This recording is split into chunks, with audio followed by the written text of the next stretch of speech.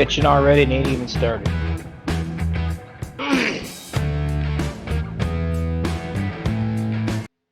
MaxSpeedTV would like to thank our partners here at MaxSpeedTV, starting with the Colby Eye Paints.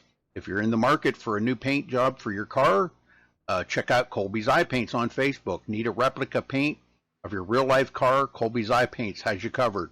Check out Colby Eye Paints on Facebook.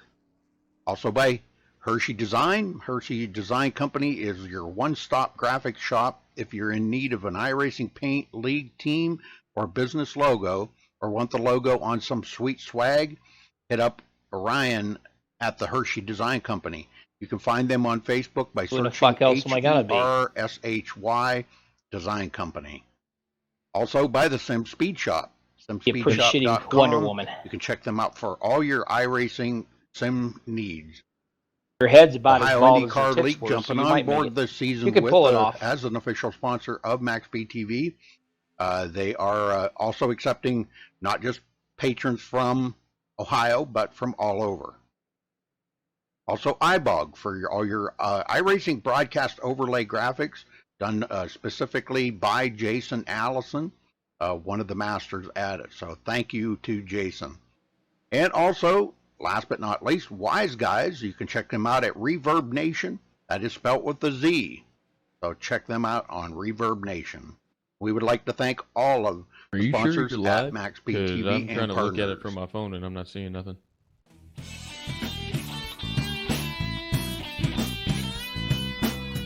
All right.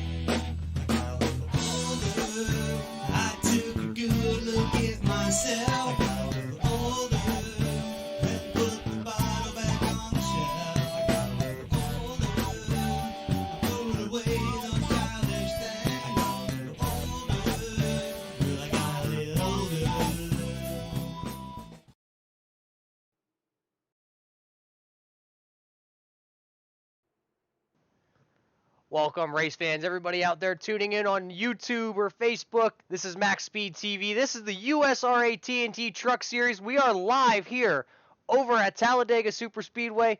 We're about to get these trucks up, going high speeds, 200 miles an hour, door to door, bumper to bumper. Those guys are out there practicing right now.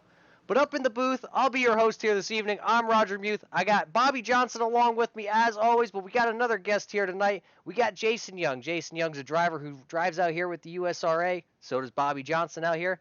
But gentlemen, Bobby, welcome to the booth. Glad to be back. Wow, Bobby seems quite thrilled. Let's see if we have Jason Young out there. Jason, you got a copy? Yes, sir. Glad to be here. Well, boys, we made it to Talladega. We were at Bristol last week, door to door, beating and banging at the little short track. Now we're here at the Super Speedway, Talladega. Roger, I'm not very talkative right now because I'm trying to get my strategy together. Just like every single one of these drivers are doing on this track right now. Bobby's working on strategy. Jason, what do you got out there for us today? What are you expecting out of the Super Speedway? This is our second time around visiting a Super Speedway as we visited Daytona early on in the season. Well, to be perfectly honest with you, Roger, I am expecting I think there's two ways this race can go. It's either going to be a very clean race, everybody will play nice until about the last 10 laps or so, and then all heck will break loose as it does with Super Speedway racing, or it'll go the other way, and it'll be a wreck fest for about the first 20 laps, and then everybody will realize that you can't push through the corners, you got to be careful through the tri-oval, and that you don't need to be going 3 wide, 10, 20 laps into the race.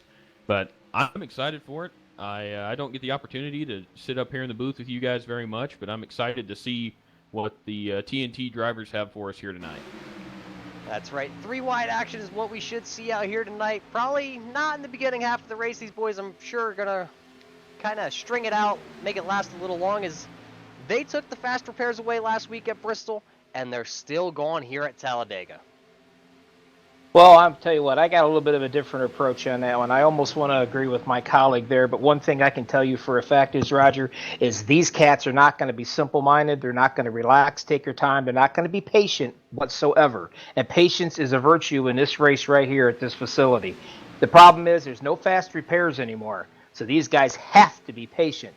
Now, that's something you can say, but if you try to do it, that's a whole different ballgame. Patience is a virtue no matter where we go. Sometimes we see these guys bang them up, smack them around. But this time we're going to be at Talladega. The fuel window tonight, as you see our race analyst right here, we are at Talladega. It is 77 degrees out there. We got no humidity, and we have a 3-mile-per-hour wind going to the north. Track temp out there is 105, and as we know, for being a super speedway and being tucked up underneath the guy in front of you, that's going to be a hot one. It's all about the pushing, yeah, Roger. That is something that they will have to keep in mind as they're pushing. The way the setups are, and to get these trucks to be fast and to tuck up with each other, they do have to run them with a lot of tape. And if you do run up underneath somebody for too long, it is not hard to get these things too hot. And I've seen it personally. I think we've all seen it where somebody gets one a little too hot, has to back out of it from the middle of the pack, and it causes the big one. Now, Bobby, you're a super speedway expert pretty much. You're one of those guys that they love super speedways, they run super speedways, and they live on the super speedways. What's your philosophy about how long do you think these guys can stay behind somebody or push them, or maybe how far back can they get before they're going to lose a draft? Well, usually it just kind of depends on how the driver's antics are. Usually when I'm doing this and I'm the pusher, I push till I get into the turns. I stick my nose down more harder to the left so I can get a little air in there to cool that temperature down. And I'm right back on the throttle, and I'm right back on your bumper, and I'm pushing your butt all the way down those straightaways again. And that's what these guys are going to have to do if they want to try to break away, to make any kind of maneuverability, to work themselves up to the front. But, like I said, you've got to know who you can push, who you can't push. And one little person does one tiny little mistake, and he's going to ruin about a half a guy's chances to win a race.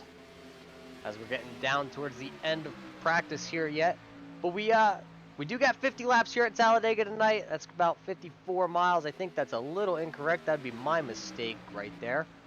But tire window, super speedway. Tires aren't going to be too much of a factor. When you see these guys come down on green flag stops, I bet we're going to see you guys throw on probably right side tires while they're there, give them just a little bit grip in the corners. Fuel window, 33, maybe 40 laps depending on the draft, where you're positioned. On screen, we got the top 10 times right now in practice. Underneath that, we got qualifying coming up next. Racing for a Cause is later on tonight over here at MaxSpeedTV. That's the Xfinity Series. Tomorrow night, we got a jam-packed program on MaxSpeed. We got the Salt Flat Racing League. They've got their street stocks out there tomorrow. The herd of turtles, as Bobby would like to say. We also got Racing for a Cause back tomorrow night, but they got the late models out there. So we got about 3 minutes, Bobby. Who you thinking out there? You got we got about 27 guys out on track here tonight putting in times. Who are you looking at to be the dominant one here at the super speedways? Honestly, Roger, it can be any one of these cats. Depends on how you're driving, where you're at when the big one comes down, and if you can avoid the big one. Obviously, up front's the best way to be right now, and it's the best place to be to try to stay out of the wrecks. But it's anybody's game, and I'm not gonna say anybody has a chance here, guys. Well, Jason, you know these guys. What do you think? Who are you going to put your money on if you had to bet? Well, if I was a betting man, I would probably put my money on one of the three that I'm about to name, and here's why. There's three guys that all night long tonight, I am expecting them to run together probably between 3 to 4 seconds behind the field, keep their noses clean until about the last 15 laps, and they're going to drop the hammer. And those three guys are Jeff Pogo, Jordan Smith, and Robert Duvendak. I believe they're teammates, and they work well together. We saw it at Daytona. They were able to hook up and run together without any problems. And it's one of those things at these super speedway races, you have to be able to trust the guys that you're drafting with. And those guys have worked together since the beginning of the XRS and the USRA and these leagues that they're a part of. And they know each other well, and I think they'll keep their noses clean and be there at the end. Well, those are three great picks. Bobby doesn't want to pick somebody, and I understand that. I mean, it's super speedway. Bobby can win at a super speedway. Um, myself personally, Nice. I had to be nice. There is not a single guy out there this evening, all 27 of them, that do not have a chance to win this race. So it is definitely hard. I know a contender that we don't see out there on track. I'm not sure why we weren't told. We're missing the 81 of Dan Dill out there tonight, and he's always a strong competitor here on the super speedways. So it's going to be a shame for him to miss. As we're talking about Dan, let's pull up the point standings, because I know Dan had a great week last week. He finished 5th at Bristol. Right there's your point standings through the first 6 races, this being race number 7. Robert Duvendak has a points lead over Cody Levet of 23 points. Right behind them is Jordan Smith. Jordan Smith has won a race this year, but this is a super speedway. Is he going to be able to pull it off here? David Carmen sitting right there in the 4th place, 50 points back behind those guys. Eric Holly bringing it home there in 5th, currently in the points. Anthony Reynolds 6th. Zach Nichols, I don't see Zach out here tonight either, so that's going to be a big hit for Zach, as he is 7th in points. Doug Ongari's 8th in points. Brandon Bogo's 9th in points. Christopher Monroe is going to round out your top 10 in points. The 11th place driver in points is Tyler Dugan. He's 79 points back. He's tied with Jamie Leach right there, 79 points back. Daniel Dill not here this evening, 81 points back in 13th place. Cole Day, having come on strong lately, 14th right now in the points. Jared Hagerdorn 15th. Wayne Carroll Jr. having a solid season so far, 16th in points. Steve Holmes is going to be 17th in points. Jeff Pogo having a little bit of a down early year so far, sitting in 18th in the points. Mickey Reed 19th, and Dennis Carmen in your top 20 right there, rounding it out. A bunch of these guys are having a little bit of off years, or an off season kind of so far, but it's early yet. That's right, Roger. It is early, and there's several guys that may not necessarily be your top 5, maybe even top 3 guys every week that are still have a solid chance at the championship this year. And one of those guys that I'm looking at that's currently practice speed-wise was 5th on the charts is Jared Hagedorn in that 22 truck. He is always a solid bet of somebody that's going to get a good finish, although he may not necessarily win every race. He's going to have a truck running at the end of the day, and sometimes at a place like Talladega, that's all it takes. That is all it takes, being around at the end. But, Bobby, it looks like we have a little bit of a different qualifying than we normally have. We weren't informed of this. This looks like group qualifying to me, 10 minutes. It certainly does. That's going to make things interesting, too. Now, as everybody else may know or may not know, when you're qualifying, your qualifying time does not count if you touch the bumper of that car in front or behind you. So these guys are going to have to try to draft as much as they can to get a good speed, to get a good time, to get a good lap. But you can't touch the other guy, because iRacing will call that a 0 and your time will not count. First guy out on track is the 95 of Darren Scandarito. He's not going out there with anybody. He doesn't have a drafting partner. He's just kind of floating around currently on the backstretch all by himself, as you see Mickey Reed right behind him. But other than that, nobody else on track just yet.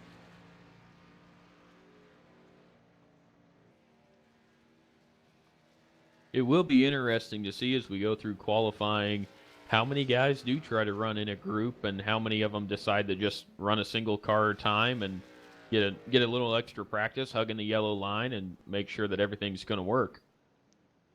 These guys do have 10 minutes, as we see Mickey Reed and the 95 there of Darren Scandarito coming down pit road. Some of these guys might just select to take this 10 minutes here and work on pit runs. And pit runs here at a super speedway do mean a lot, because green flag pit stops happen. You're going to have to know your marks, where to brake, where to come off the banking.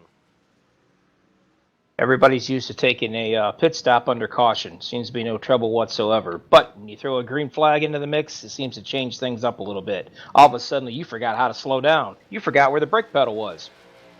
Running around here at speeds of 190. Maybe you're probably not going to see 200 really with these trucks, but you're going to see 190. And when these boys are out there running for, well, we have a fuel window probably right around 35 laps here tonight at 180, 190 miles an hour, bumper to bumper all the time. You kind of lose track of where the brake pedal is or how hard you actually have to push it. It's not a normal track. We only run 2-3 of these a year. I find it interesting at times, too, when it comes to the way that these guys draft and stay hooked up. is some guys like to lift off the throttle, some guys like to drag the brake. It's really hard to know who it is that's going to do which, but I was more of a guy that liked to drag the brake. That's just the way I liked it.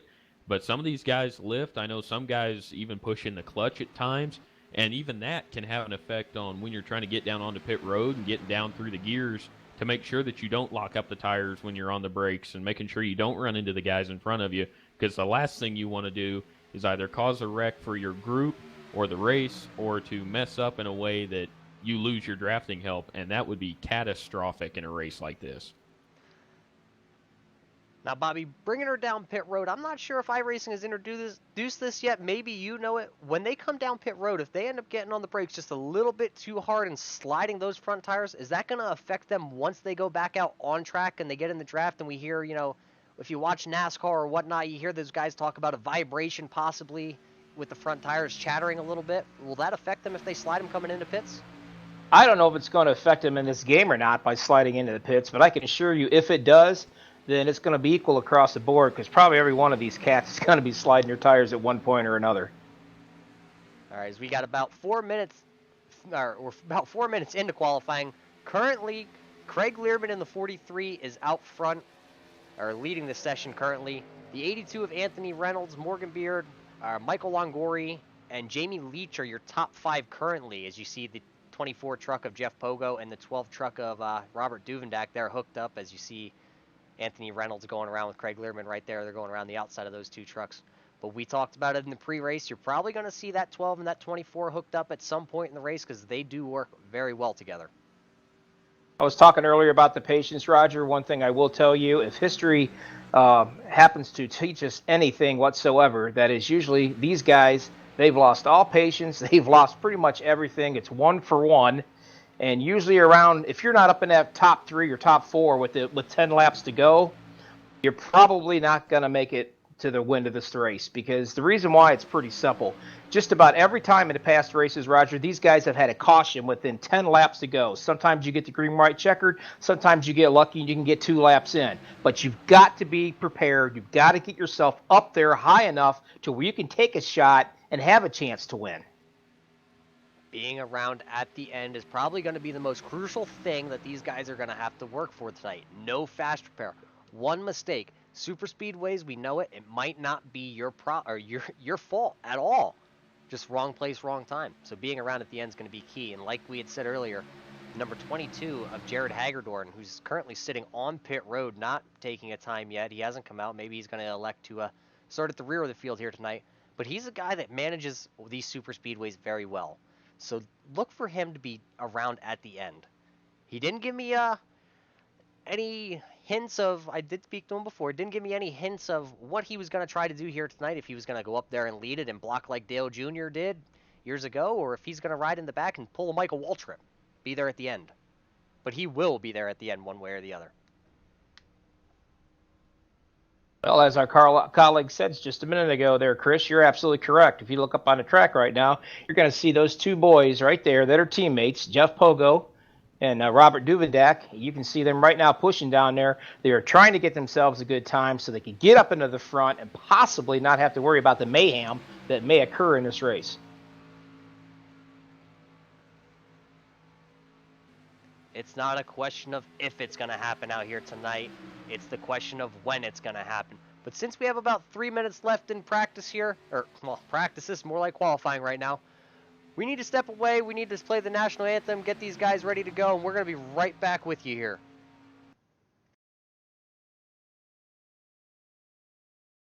We take you down onto the track for our opening ceremonies. Ladies and gentlemen, please rise. Please remove your hats. Oh, say, can you see by the dawn's early light what so proudly we hailed at the twilight's last gleaming, whose broad stripes and bright stars through the perilous fight o'er the ramparts we watched were so gallantly streaming, and the rocket's red glare, the bombs bursting in air, gave proof through the night that our flag was still there. Oh, say does that star-spangled banner yet wave o'er the land of the free and the home of the brave.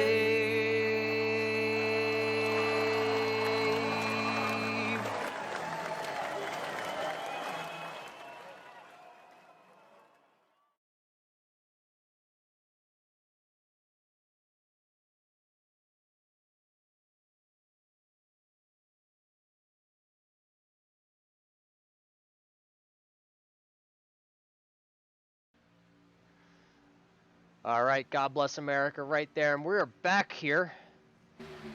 Qualifying is just about to end. We got about a minute left. So these guys that just crossed the line currently, they're going to get another lap at it yet. As Michael Longori's still up on the top of the charts. Morgan Beard right there in second. Skip Carmen right there in third. Mickey Reed having a great qualifying attempt here, currently sitting fourth. Darren Scandarito in the 95 is going to round out your top five.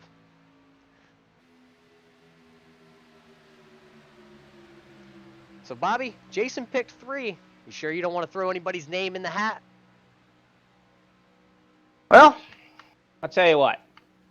I'll throw 2 names out at you. It's going to totally blow your guys' mind away, but you know what? Super Speedway, anybody can win it. My first one I'm going to blow out at you there, you're going to probably be totally blown on this one, my good friend. Definitely Luke LaFaro driving the number 20. Good at about every racetrack he's been at. And if he can stay out of trouble, I think this is going to be his day. And I'm also going to go with one of my old teammates here in another league. I'm going to have to go probably this time with Doug Ungari. Doug Ungari, we saw him in the offseason and in the Xfinity series. He did great at the super speedways. I actually believe at Daytona he had a top 5 finish there. So that's not a bad pick at all. I'm gonna throw one out at you since you are giving me a couple here. I'm going to go with a guy that's due for a great run here in the trucks. I'm going to go with the 8 of Eric Holly. Eric is always a guy that's around at the end of the race, just can never seem to find victory lane. Today could be Eric Holly's day. He can put it in victory lane, and that would give that team 2 victories on the year. Actually, Eric should be in every one of our guys' picks, to be honest with you, because he's always there. He's just as quiet as he can be. He stays out of trouble. And when it comes time to pounce, he does his best to pounce. Sometimes he gets caught up in accidents that he can't help himself. But he is always, always a very, very good racer when it comes to restrictor plate racing.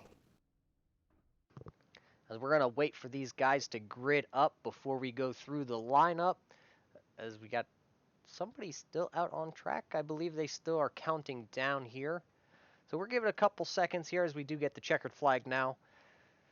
So Jason's going with Jeff, Rob, and Jordan. Bobby's got Lucas LaFaro and Doug Ungari. And I'm going to take the solo guy, the number 8, the Eric Holly machine. As they're about to grid up, let's see if we can get through your USA TNT Truck Series grid over here on MaxSpeedTV. Starting on your pole here tonight is going to be the 8 of Eric Holly. Starting on his outside is going to be that 24 of Jeff Pogo. Third place is going to go to the 99 of Michael Longori. That 4th place driver, the Roush Fenway driver, Morgan Beard in the 10. Darren Scandarito in the 95 is going to start in 5th place here tonight. Skip Carmen having a great qualifying run there in that 19. He'll start 6th. 7th place is going to be the 13 of Mickey Reed. Starting in the 8th position is going to be the 82 of Anthony Reynolds. 9th place in the 43 is going to be Craig Learman. Rounding out your top 10 is going to be the 12 of Robert Duvendak.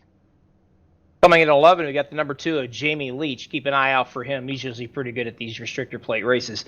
12th place is David Carmen, driving to 30. The 86 and the 13th of Randy Axner. Keep an eye out on him, too. And, of course, one of my picks, driving in the 14th position on the number 20 is Luke LaFaro out of California. 15th position, the 00 of Evan Penta. 16th, Jordan Smith driving to 25. Jordan Smith is always one to watch. No matter where he races, he seems to always find his way up front. 17th position is the 42 of Tyler Dugan. 18th position is driving the number 18, Steve Holmes. Luckily, he got his shift changed to work, and he's able to be out here with us tonight, and looking forward to seeing him run. 19th position, number 3, Cole Day. Another one that always seems to find his way up front. Keep an eye out on him. And the 20th position, driving the 80, Frank DeAngelis out of New Jersey. Starting in the 21st position in the 38 will be Cody Levette. He's another one of those guys that you really can't count out at any of the races we go to. Always a solid finisher. Starting 22nd is Christopher Monroe in the 45. Starting 23rd is Brennan Bogo. Starting 24th in the 14 is Jeffrey Price. Starting 25th is Jared Hagedorn in the 22 truck. We talked about him a little bit earlier. One of those guys that'll just ride around the back for most of the day, I would imagine. And when he's ready to come back in and go up to the front, he'll be there at the end with a clean truck. Starting 26th will be the 88 of Jarrett Reichard.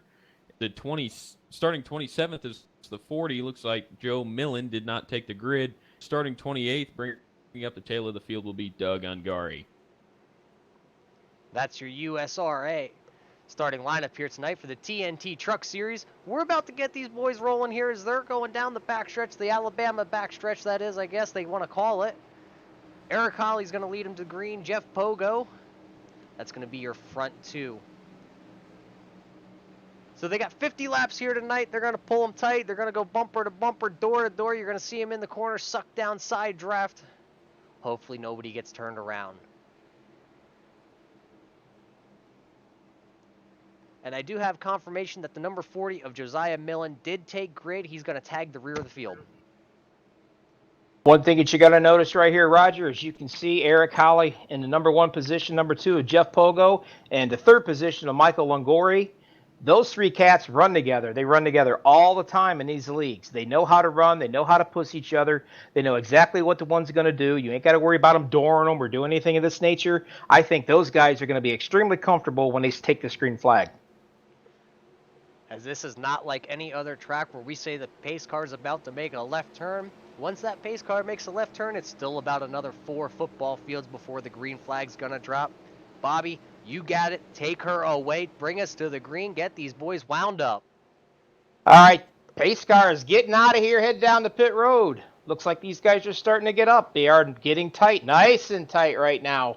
We're waiting patiently, patiently, patiently. They're going to slam the floor. And it looks like it's time to say it, Roger. Boogity, boogity, boogity. Send it, boys. The green flag is out. That 99 there on the inside got a great start. He is pushing that 8 of Eric Holly down into the corner. They are 2 by 2 as far as we can see, as you see the 19 of Skip Carmen drop to the inside lane.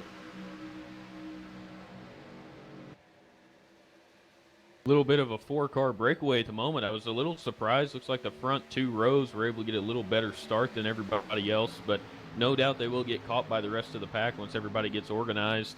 And we'll see if they want to try and get single file here or if they want to race for it for a few laps. Side by side going down the backstretch into 3. So far, so good. You see a couple of those guys in the back just peeling off. They're going to ride it out, play it safe out back. But up front, Eric Holly's leading the way out of turn 4. Michael Longori on his bumper. Skip Carmen right there in tracks. I got to tell you, these guys are playing pretty smart right now. They know they don't have a fast repair, so they're just going to keep their distance among each other. Not going to worry about dooring and doing anything of that nature yet. Way too early into this race to do anything silly to try to move your way up. Eric Holly's going to lead that first lap. It'll be interesting as we go through this race to see how the outside line does. A lot of times the outside line can get big runs going down the straightaways, but loses quite a bit of time in the corners, so it'll be interesting to see if they're able to stay organized well enough to make the outside line work. And we got Robert Duvendak, our points leader. He's dropping to the back. We saw him pull out a line going down the backstretch. He's going to go straight to the back. He's going to play it safe. Jordan Smith riding that high line, also about mid-pack in the 17th position. He looks like he's going to drop to the back on the high side. You know, the strategy's pretty good staying back in the back of that pack, but the problem is going to bite you in the butt. If these guys actually do race a good race and they do not bring out a caution, I mean, it's a good chance you can go a lap down here if it stays green for a while. We did see back at Daytona a bunch of these guys elected to not grid on the initial start, and we ended up with a 36-lap green flag run to start the race. They ended up going a lap down quite early, and they were not expecting that. As you see a lot of these guys going down the backstretch getting single file.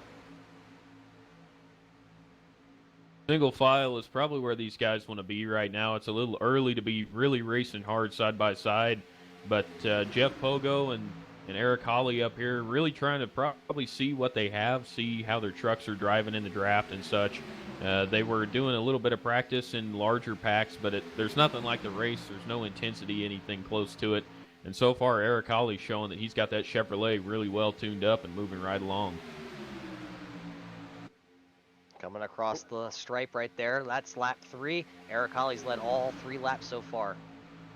Roger, if you take a look in between these 2x2x2x2, you got enough room to almost stick a lawnmower between them. These guys are very patient right now. I'm really impressed with them, actually. They're not really dooring nobody. They're not pushing anybody. I mean, these guys really have finally figured it out. You know what? We got a long race to go and a short time to get there, so we've got to keep things clean. We got to keep our fenders on our trucks for aerodynamics, and we definitely can't cause the big one. So these guys are really, really doing a good job as far as patience go. As you saw going down the backstretch, the 8 of Eric Holly lost a little bit of connection there, and it kind of bottled up that inside lane. That gave the 24 and the 10 there on the outside. That's Jeff Pogo and Morgan Beard. That little bit of run that they needed, that's going to push Jeff Pogo to the lead here, and looks like he's going to lead that lap. Jeff Pogo to the pole. The best thing that can happen for those guys back there at the back that are already getting single file is for that to happen. Is if everybody gets single file, they'll all just kind of freight train their way around the racetrack. But if they can get single file behind them, they won't lose touch with the main pack. But if they start trying to race each other too much in the back, like the guys are at the front, if they start getting 2x2 and a little disorganized, they won't have quite the speed and the momentum to go ahead and stay with the lead pack. And that's where you'll see guys start to lose the draft and fall behind. And when it comes time to start making pit stops in about 25 to 30 laps, that's when you'll see those guys really getting hurt by not having a good field to draft with. But you're seeing good racing up at the front so far. Even with the calmness that they're all showing so far and the patience, you can still see them dancing around pretty good. I don't think they're pushing too hard yet, but you can definitely tell they're racing. Eric Holly back to the point there at the end of that lap. As we go a little bit farther in the field, we pull up Robert Duvendak. Robert Duvendak's sitting there right around the 18th position, but those guys are side by side as his teammate of Jordan Smith is right on his back bumper, but they're sideways. They're battling it out. They're losing a little bit of time to that front pack. The one thing it does help in a race, Roger, and you know it as well as I do because we were partners before, if you find your teammates somewhere in this field, you can get 2-3 guys that are your teammates. No matter what this whole entire field does, you just stay, just like Chris said, single file. It's going to keep you up in there with that pack. It's going to keep you in that safe zone where you might miss the big wreck, but yet you're not going to go a lap down. As we also look a little bit farther back here, we do see the 3 of Cole Day and the 38 of Cody Levette. Those are 2 teammates also. So you got teammates side by side right back here for about the 18th, 19th, 20th position. You go a little bit farther back, you got Jared Hagerdorn back here in the 22 in the 19th position, followed right by his 2 teammates. Doug Ungari right there in the 7. Wonderful picture by Doug, always looking shocked. And then we also got the 78 of Brandon Bogo. He's back here. A bunch of teammates back here. We go a little bit farther. We got Joe Millen back here in the number 40. He's right in front of his teammates, Jarrett Reichert right there in the 88. So you got a bunch of teammates just hanging out back, waiting for the big one. Well, guys, while we were looking a little further back in the field, that last time by, Michael Ligori took the lead and then dropped down in front of the inside line from leaving Pogo out by himself with the outside line. And this time, it will be interesting. Pogo almost had the lead there. It looks like Morgan Beard picked it up, but he left his help and went down to the bottom, and it kind of came back to bite him as he's back into the 4th spot now. As we see Morgan Beard out in front, Jeff Pogo slotted in the 2nd position. He's going to be that guy in the inside lane. Craig Learman in the 43. He's right there in that Coca-Cola truck on the outside. He is pushing the 10 of Morgan to the front. Yep. 3 wide.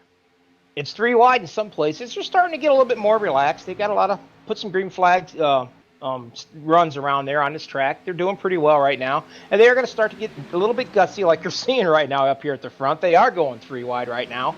Might be a little bit too early for this kind of a game. It's one of them Russian roulette deals where you just don't really know. We've only got 8 laps out of 50 so far.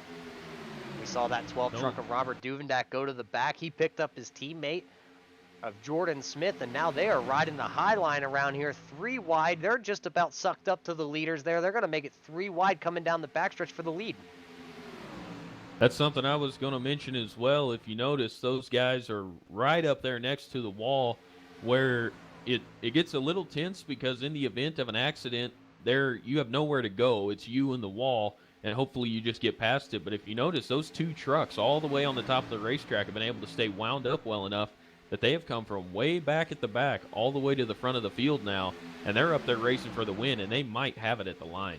They got 2 on the outside, 2 on the inside, 3 in the middle. So is 2 better than 3? Right now we're unsure, but it's working 3 wide and coming across the stripe here. Who's going to have it?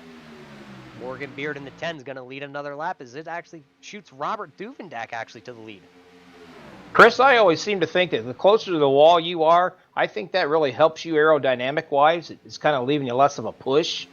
Do you think that's the case? Well, Chris ain't here, but Jason is. I'm sure he can answer that question for you. I mean, Jason, I'm sorry. He's got Chris Brown on the mind. Chris Brown's usually out here, one of these guys high riding also, but he's not here.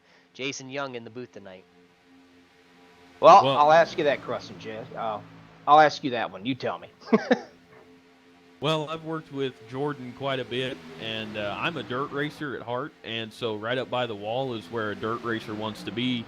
And on the super speedways especially, if you've got somebody that can push you the way Robert is getting help from Jordan, somebody that'll really tuck up in there and you can trust, you can run inches off the wall, no problem. Where you start running into problems is when you get guys that are a little too antsy and they're trying to push you right up there by the wall, and you just don't have any room if the truck gets a little out of shape. But if you got somebody back there that knows what they're doing, you can definitely make time up there, and we're seeing that right here. And we're also seeing this front pack, even though they are 3 wide, they are still making time on that backpack. That backpack is about 4 seconds back, and that's Josiah Millen in the 40. He's back in 17th. He's going to be leading this pack with Jarrett Reichert right behind them and a bunch of guys single file out. They're losing time. Maybe they'll be able to catch him, maybe not. 4 seconds back to the 17th place Josiah Millen.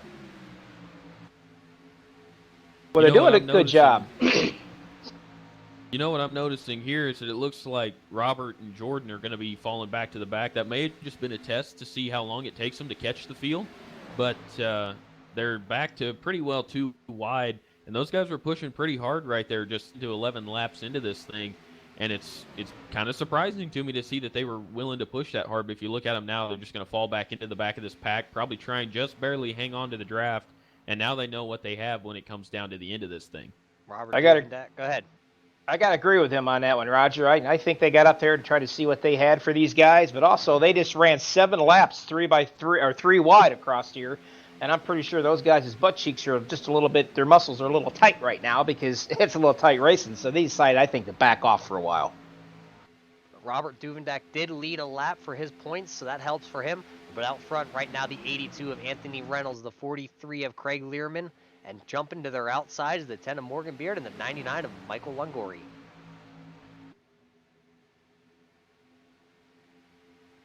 Got them 2x2 for the front 4 positions, and I am honestly absolutely surprised that these guys are running 2 wide for as long as they have. We're 12 laps into this thing, working on 13, and these guys are still running 2 wide. Now, granted, Talladega is wider than Daytona, so 2 and 3 wide isn't nearly as hair-raising as it is at a place like Daytona. But at the same time, it doesn't take much to wreck 4, 5, or 6 trucks just by somebody making a mistake. And I'm sure everybody's seen that post out there on, it's circling the internet. We can't name the league, but we can say one of the NASCAR drivers out there, Parker Klingerman, who was actually in the truck race at Talladega this past weekend, who unfortunately was caught up in a pretty wild wreck there with the throttle hung. But he also is an iRacer. He comes out here and sim races all across the leagues and the boards and whatnot. We saw him cause the other night a huge wreck. It's all over NASCAR.com. If anybody hasn't watched it, go watch it. You want to talk about the big one at Daytona or Talladega? That's the biggest one I've ever seen.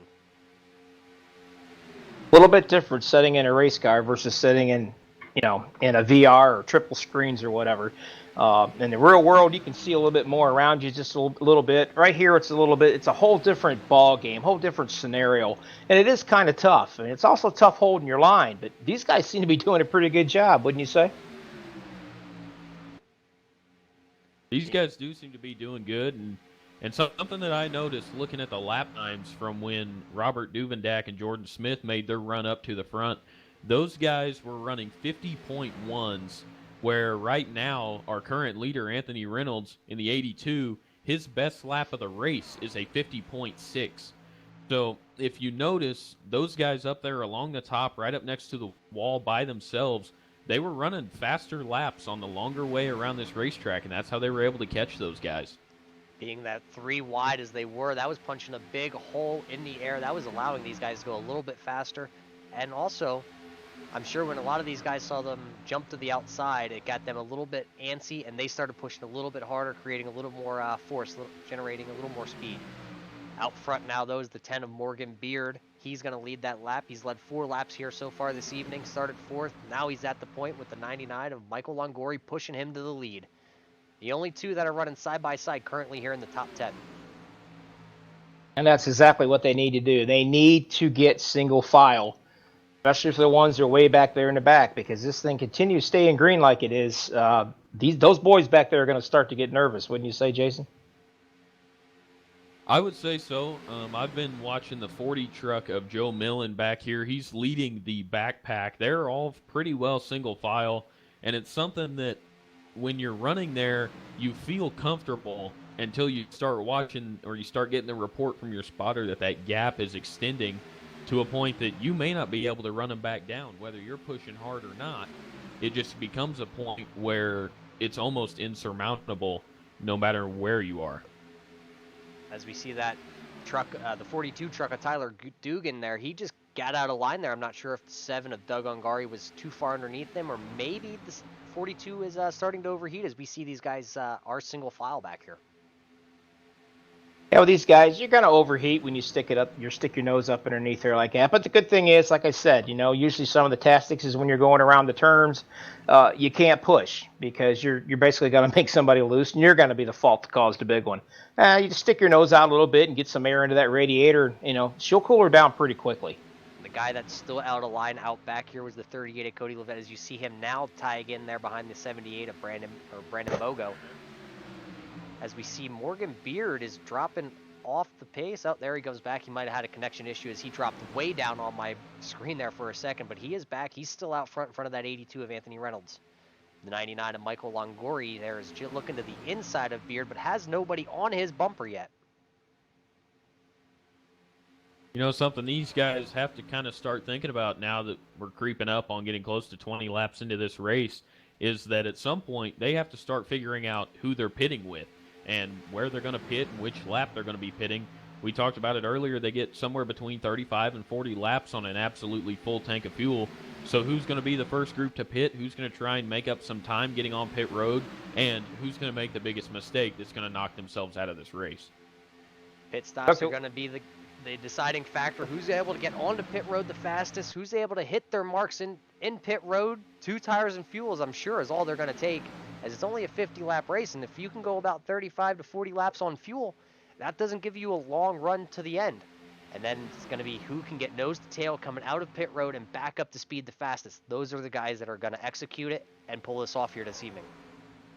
I'm pretty sure these 4 cats just listened to what you had to say, Jason, because you got Robert Duvendak, Jordan Smith, Jeff Pogo, and Eric Holly. They are front to back right now, single file. I can guarantee you when it comes pit strategy time, those 4 boys will be coming in together. Well, they can make it from here, and I wouldn't be surprised if within the next 5 laps we start seeing these guys make pit stops, because from here, cautions or no cautions, they can make it. And so if you can get your pit stop done, where for like those guys, the 4 of them, if they can get down onto pit road and off of pit road cleanly without having to worry about another 10 or 12 trucks with them, they'll be able to get on and off pit road faster than everybody else. The only thing they have to consider is 4 trucks enough to stay with the field?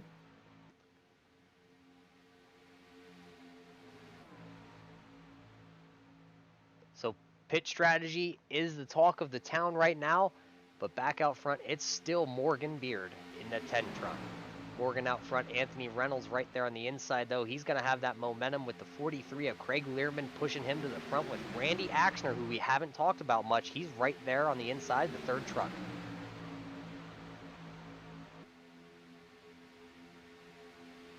So, Bobby, I know you're not a betting man, but it is early enough that you could possibly come down pit road, make it to the end. Are you willing to take that chance? It's a long super speedway. If you get on and off pit road with no mistakes, you won't go a lap down. But are you willing to take the chance that everybody's going to make a clean stop? Well, to be honest with you, I'm going to run that fuel all the way down as low as I can possibly go and kind of hope that we have a caution where I can go in on a green flag pit stop to get my fuel and tires. But if it's not going to happen, I am going to run it as long as I can. And then if not, I'm definitely going to have to come in. But the good news is I got teammates going to come with me, so it's going to help me. Everybody's still single file. Doesn't look like anybody's coming down pit road just yet. Yeah, As I they lied. are. There they come. Here they come right now. Those 4 that we were just talking about, Robert Duvendak, Jordan Smith, Jeff Pogo, all coming down pit road. Looks like everybody gets in there cleanly. The trick here is making sure they get off a pit road without too big a gap between them so that they don't have to spend too much time trying to take off as they all pit in you see different Robert spots. Duvendak slide through his box. He has to back up. Jordan Smith did the same thing. He had to back up a little bit. That's going to mess him up. That's going to hurt. And hopefully they'll be able to stay tied together pretty well where they won't lose too much time. Looks like they may be able to orchestrate it well enough for them all to get out together. Eric looks like he had a little bit of a long stop, but if those 4 guys can get lined up real quick and get back up to speed, this may actually force some of the other guys to pit, although if they're not careful, they're going to be going a lap down here before too long, and they have to be careful of that, because if they go a lap down, it's going to be nearly impossible for just 4 trucks to get that back. Robert Duvendak stood there in his pit stall for 6.9 seconds. Jordan Smith was in his stall for 9.8. Jeff Pogo had 7.6, and Eric Holly is the big loser there. He had 10.4 seconds on pit road. But back up front, as you see the pack, they're not far behind. They are coming because of those little mistakes that those guys made. Now they are in danger of going a lap down. What I'm noticing, guys, is that those 4 guys got split into 2 groups of 2, and that is going to eat them alive. The field will come, and they will eat their lunch. Those guys are just going to have to go high for the field and hope that they can fall in behind them. And then as the field pits, they get that position back. But chances are that might be the end of their day if we don't get a caution for them. As we go off the bumper of the 82 of Anthony Reynolds, you can see right ahead of them, there are the 2 trucks of Eric Holly and Jeff Pogo, and just off in the distance running that top line, Jordan Smith pushing Robert Duvendak. So I'm sure within the next lap and a half, the pack's going to eat these guys up. Oh, they're definitely going to get on them. There's no doubt about it. No matter what they do, they're going to barrel down on them guys just like a bird in a gun barrel. There's nothing you can do. It's just one of those situations. Everybody has to have a flawless pit stop, and you know you're not going to have it. It's just not going to work out that way. Hopefully the guys can get together and stay together. And another important thing is, right now, I'm pretty sure there's 4 cats out there that are praying for a caution.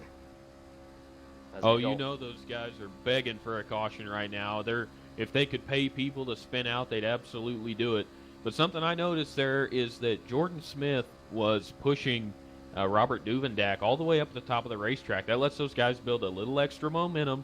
Hopefully that when the field catches them, they won't lose quite as much time. As when the field gets to them, they will most likely go high. The deal is, as long as they don't lose too many positions, the rest of the field still has to pit.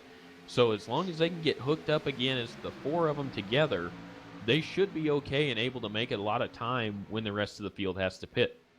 We have a bunch of guys down pit road, but we're watching this front pack as they come up on these lap cars. What are the lap cars going to do? We do have Cole Day, Cody Levette, Jared Hagerdorn, Brandon Bogo, Jeffrey Pierce, Josiah Millen, Doug Ungari. Those guys all came down pit road as we see a bunch more coming down pit road. Yeah, it looks like you had somebody spinning out there coming into pit road, too. That's also going to bottleneck things up there. And the lonely soul on this entry into pit road is the 95 Darren Scandarito, all by himself. He's going to be a lonely man coming down pit road. I don't know if he had somebody telling him he was going to have help when he was going to hit pit road there or what happened, but he's going to fall all the way to the back of this field. And until the rest of the field catches him, he's going to be just out of luck in a way that really isn't going to help him much at all. But if you notice, that entire group of cars at the back pitted together and made it to where they're still together and they can still run single file. And that's what those first 4 tried to do. It just didn't work out too well for them. But we'll see how this turns out as they get all the way through this. When those guys were still on the lead lap, they were begging for a caution. What they're doing now is they're hoping and praying that a caution doesn't come out and this cycles all the way through. Because if a caution does come out, they all will still be trapped a lap down unless they take the wave around, which can also make things interesting from a strategy standpoint. As we see an interesting thing happening here, we see those 2 lap cars that are now 2 by 2 holding up the rest of the field in front. Anthony Reynolds had nowhere to go, stuck on the inside lane. The 43 of Craig Learman went to the outside along with Michael Longori. As you see the 12 truck down, they're 3 wide. 12 truck is on the apron. I can tell you without a doubt, guys, they did that on purpose to try and hold that field up. Well, not necessarily on purpose, but they were doing everything they could to stay at the front of this field. But I can also tell you that there's a bunch of leaders that aren't going to be very happy with them as we see a bunch more of them coming down to pit road. Oh, as we see the 19 of Skip Carmen, it looks like he went around coming into pit road and smacks the pit wall. That's exactly what's going on up here, Jason. You hit the nail on the head on that one. These boys are thinking, uh-oh, they're coming like a freight train. We're going to have to try to block a little bit or do something to hope for at least the full pit stops to come around and cycle through, or for a caution to come up, because 1 out of 3 of these guys are going to be in a real big hurting.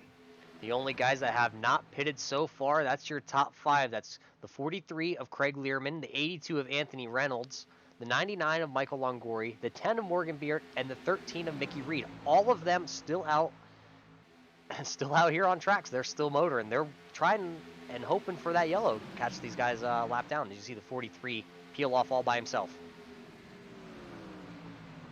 As you notice here, look at the 4 guys that are lined up leading this pack. Although they might be a lap down or right on the tail end of the lead lap right now, that's exactly what those guys need to do. They need to get hooked up and they need to start motoring away so that they can try and make up as much time as they can.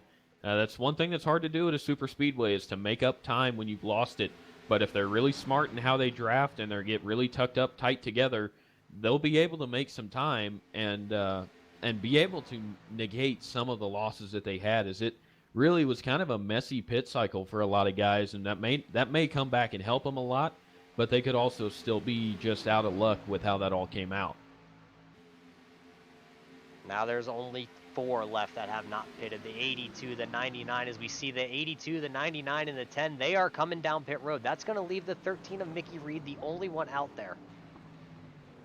I believe Mickey Reed may have been making a point strategy play there. He's going to get his bonus point for getting the lap led, and then he'll be able to probably come down to pit road and fall to the back. And he's probably also going to be hoping for a caution. He's probably got somewhere around 4 to 5 laps of fuel left, and he's going to be hoping that when these guys start to catch each other back up again, that they get a little racy and they may make some contact and have a caution, and he's still the leader and traps all these guys a lap down. Whether or not that'll happen, we have yet to see, but I imagine that's some of the thought process he's had. As we are waiting for the 13 truck to come down pit road yet. Bobby, what do you think about the 13 strategy here staying out? Well, I think he's going to be hung out to dry by himself is what's going to happen. He's got no help whatsoever. Everybody else is pitted, and he's what you would want to call the lone wolf. He's definitely going to be in some trouble for sure. But what I really like right now is these four cats right here with the 25 and the 12, the 24, and now the 8's coming into play right now. They've all got the same mindset, and that mindset is to stay single file, push, baby, push. They got a group of guys out in front of them, though, that have about a second lead, second and a half, as you see them just out there in front of them. That's the 2 of Jamie Leach. He's leading David Carmen, Luke LaFaro, Evan Pienta. That 4 or 5 car train right there is Brandon Bogo is also in there, but he is a lap down. He's at the back of that pack, but he's helping them. That's 5 versus 4 cars. Who can push better? Who can get away? Are they going to let that second pack catch up, or are they going to be able to scoot away?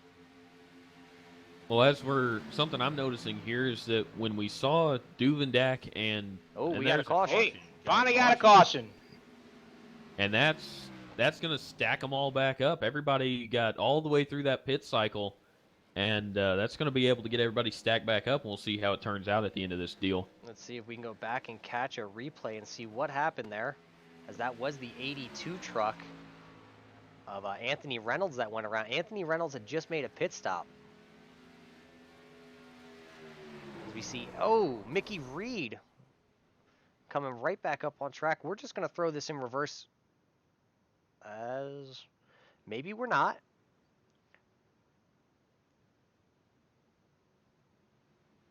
Well, I know one thing's for sure, Roger. There's a lot of guys out there who's thinking, phew, finally, we can get bunched back up like Jason said, and we can go back and we all on the same playing field now. So this is a whole new ball game here. So, Bobby, I'm going to pose a question to you. Would you pit right here? Because we all know that these trucks, when they get more fuel in the back of them, gets that rear end out of the wind a little bit, and they go just a little bit faster. Are you hitting pit road here, or are you staying out? Well, it kind of depends right now. We got 20 laps to go. I'm pretty sure everybody's probably good on fuel. I'm going to say if I'm probably within the 15th on back, I'm going to come in and fuel it up.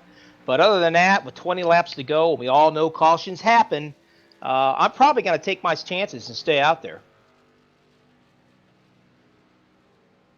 So as it reads right now, the 78 of Brandon Bogo, he's going to be the lone wolf here that is going to be a lap down, along with, actually, it looks like Tyler Dugan, but it looks like Tyler Dugan is off pace, or he's just losing connection in and out on me here. That's what it's reading to me, just a connection glitch. So Brandon Bogo is going to be the guy that's one lap down. We're going to see if he's going to get that lucky dog or the wave around and see if he gets back on the lead lap, as we did see him tagging that 4-car train there. I know one thing's for sure, fellas. If me and you, if we're all three out here on this track, and we got about, probably when it takes off again, we're going to have about 17, 18 to go. I'm pretty sure at some point in time that our friendships are going to get thrown out the window, wouldn't you say? I would have to agree with that. I'd say that it's about to get real busy at the front. We'll have to see how long the friendships last, I think. I think with the 17, 18 laps they'll have left to go when they take the green, there'll still be some alliances working out for guys like Robert Duvendak and Jordan Smith. We saw them working together earlier way up on the top side. But when it comes down to 5, maybe 4, 3 laps to go, it's going to be time to stop taking and start giving. And it's going to be guys moving each other, making blocks, making sure they're on the line that's moving the best. And you're going to see some big blocks. You're going to see guys not working with people very nicely. And most likely, we're probably going to see some more contact. And we just got a comment out here in chat on the YouTube side from the driver of the 13, Mickey Reed. Unfortunately, circumstances that he could not control. There was a storm rolling through, and the power has gone out for the number 13 of Mickey Reed. That's a shame. It happens, though. It's, it's iRacing. You not only got to worry about the guys starting to get tempers up a little bit. They're starting to get impatient. All the other relaxing and driving calmly and just being patient, that's gone. That's thrown out the window.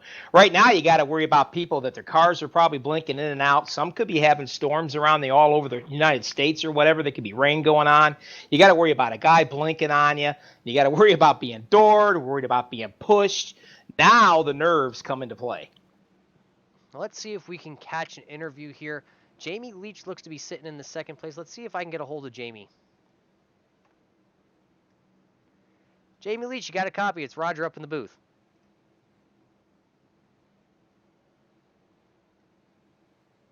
Jamie Leach, you got a copy. Roger Muth up in the booth. Yeah, I gotcha.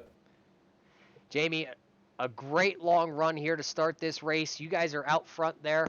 You got your teammate right behind you, David Carmen. After that pit strategy, I'm sure you guys did not want to see that yellow. As you had checked out, it was just a 5-car train. 4 of you is on the lead lap. What were you thinking there before that caution? We were thinking we were going. That's about it. You guys had about a 3-4 second lead. It looked just over the 25 truck of Jordan Smith, Robert Duvendak, Jeff Pogo, and Eric Holly. They were all nose to tail. But you guys in that 5-car train, you guys looked like you were in the catbird seat. Did you guys all plan to come down together there, those 5 of yous? I know the 3 of us did on our team, and they were just kind of with us when they came in, so. Well, what's your strategy from here on out? Well, I think the time for laying back is over, so I think I'm going to try and stay up here and go for the win. Well, 33 laps down here in this 50-lap race at Talladega. Good luck the rest of the way, Jamie. We'll be watching. We'll be pulling for you. Hey, thanks. I appreciate it. That was Jamie Leach, currently running there in the second position in that 2 truck. He didn't want to see that caution as they were out front. They had a little bit of a gap there between the rest of those guys. But now that gap is gone. You know, something I'm sure these guys are thinking about is they were all single file. They know who they've been racing with all day long, and now we're going to stack them up too wide. Who's going to be playing games? Who's going to be trying to let people in? Is the 99 going to try and let the 2 down in front of them? Are they going to try and time it up where it works out for them all? Or are they all just going to bets off, gloves off, white knuckle drive it and see who can push the fastest and who can get up there? Jason, I'm pretty sure, my friend, that you just hit the nail on the head there earlier again. I'm going to say it again. Right now, in the 6th, 7th, 8th, and 9th position, Jordan Smith, Robert Duvendat, Jeff Pogo, and Eric Holly, they are hooked up nose to tail. They're teammates. They're all sitting there nice and pretty. And you know what? I'm pretty sure you're going to watch these guys make one hell of a run, and they're going to do it on the top side, and they're going to drive around these guys. You know, Bobby, I can almost guarantee that if they're talking amongst each other, that Jordan Smith is wanting to go to the top side. I've raced with him well enough. I'm good friends with him, and I know he likes to super speedway race all the way up there by the wall because he knows nobody else will go there. And I guarantee you, if he can get up there, and he may try and push somebody. You never know. But I am sure he is petitioning very hard for that group of 4 trucks to go to the top of the racetrack. And not even the top of 2, but all the way up there by the wall. Although we are getting into the time where side drafting may become more of an important issue as everybody's trying to get everything they can. But I know that Jordan's going to want to go to the top of this racetrack. Well, I can assure you that's going to happen. Well, you know what? Jason, let's see if you can get a hold of Jordan here. Let's see if you can get him. Yeah, he just doesn't want to admit that he's high. Hey, Jordan Smith, Jason Young up in the booth. How's it going, bud? It's going great. How are you doing? I'm doing pretty good. I'm enjoying watching this race. We've been watching you and Robert Duvendak, Jeff Pogo, and Eric Holly work well together. We're just up here kind of wondering, are you guys going to try and go back to the top of this racetrack for the last 15 or so laps here?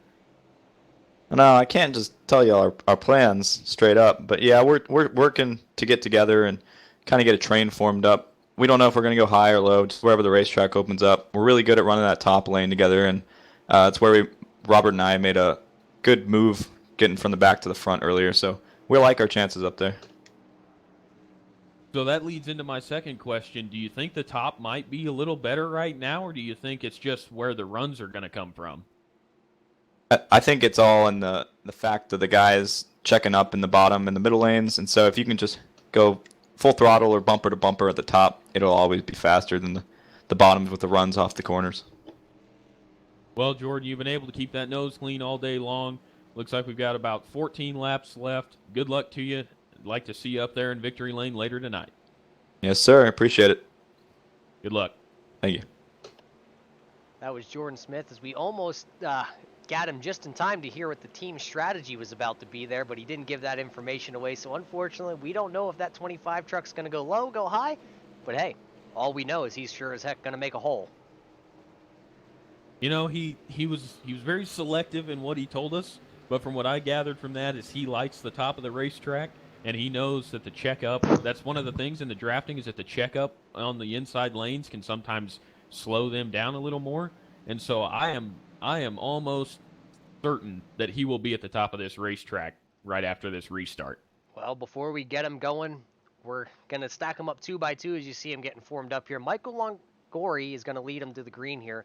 Jamie Leach, we heard from him. He's going to sit there in second place. His teammate, David Carmen, he's going to be in that inside row in third place. Luke LaFaro in the 20. Haven't heard much from Luke LaFaro all evening as we see we got a fan out there in chat. He's going to start there in the 4th place. Evan Pienta, he's going to start there in 5th. Haven't heard much from him. He's been pretty quiet. Jordan Smith, we just heard from him. He's going to start in 6th. Jeff Pogo is going to start in 7th. Robert Duvendak is going to start there in the 8th position. Darren Scandarito in the 95 is going to be in 10th, and Eric Holly, we saw him start from the pole and lead a bunch of these laps here today. He's going to restart in the 10th position. One thing you want to think about, guys, my buddy fellow commentators here, it's going to be about 14 to go when he take the green flag. Like I said at the beginning of this racetrack, as history presents itself again, and it always falls back on a history, I do believe that whoever's leading this within like 5 to 8 to go is going to win this race. And every single one of these cats realize it, that a caution is probably going to occur within the next 10 laps or so. And the way iRacing works, sometimes you get lucky and you can get that last lap in there for a race, and then sometimes you end up on a yellow flag, which nobody wants. But you got to keep that in the back of your mind. You have very little time, and you've got to get up to the front quickly. As that pace car is about to make that left-hand turn, go ahead, Jason. You got control of the restart. Well, guys, they're going to work on tightening it up. You can see even back into the 4th row, they're starting to tighten it up. We're waiting on the flag. I imagine he'll wait to make sure everybody gets stacked up. They don't want to get too big of a run here.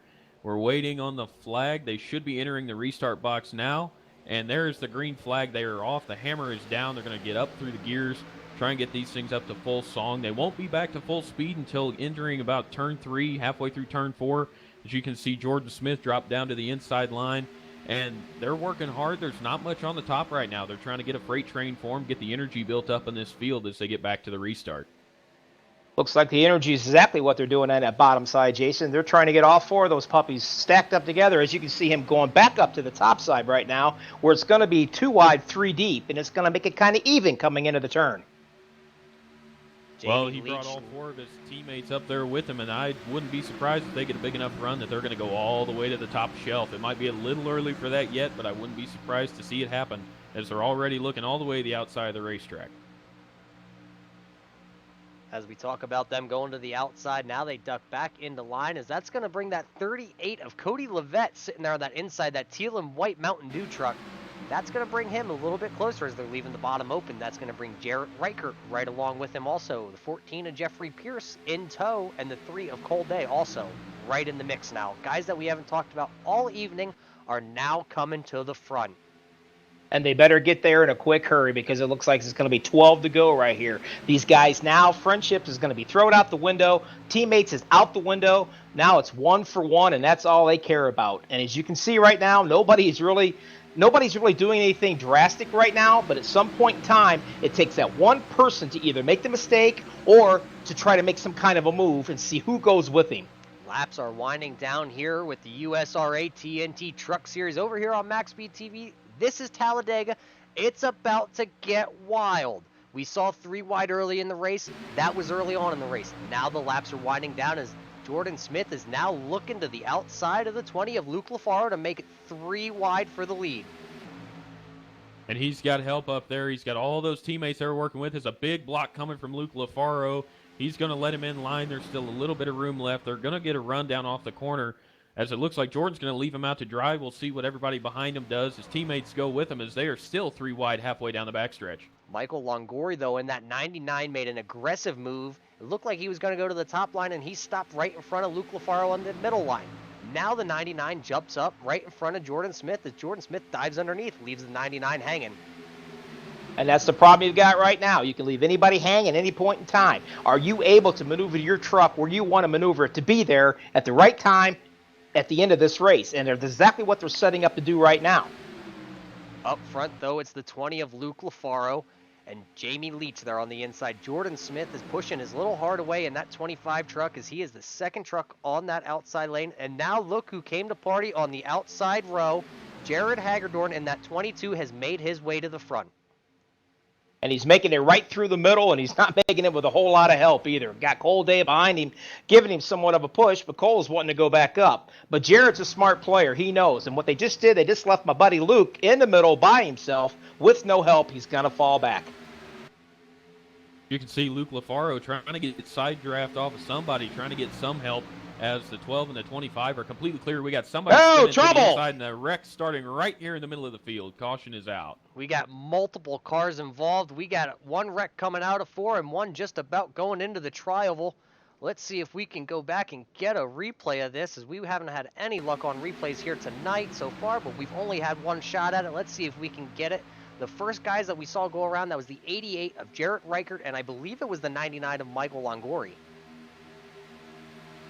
See, Jarrett Reichert's just sitting there on the inside. Michael Longori in the middle.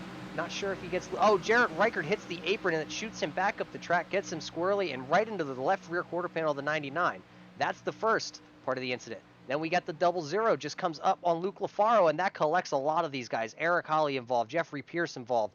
Guys going through the grass in the front stretch to get away from it. Unfortunately, one little mistake can ruin a lot of guys a day right here. They ran so well. As we went back there and watched it, we saw that first half. It looked like Evan Pienta in the 00 just maybe came up just a little bit. Let's see if we can go back again and catch another quick replay here as we zoom in a little bit closer on that 00. See what exactly happened. Luke LaFaro's there in the middle as they come out of the corner. There you see the first incident happen behind them, and Evan just looks, maybe comes up a little bit.